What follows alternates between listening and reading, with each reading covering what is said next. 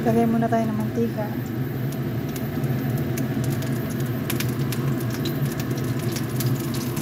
Ang ating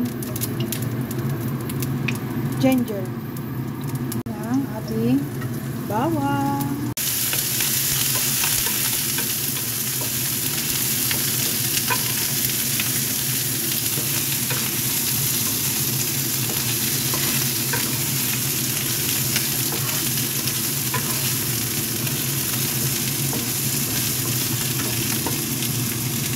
Pinaglagaan kanina ng manok.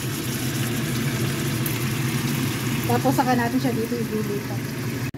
Here we go. This is our tinola with repolyo.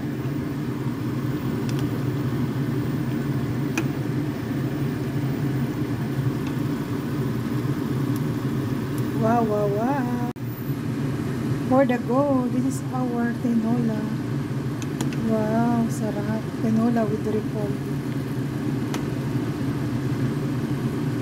Bawang na sunog.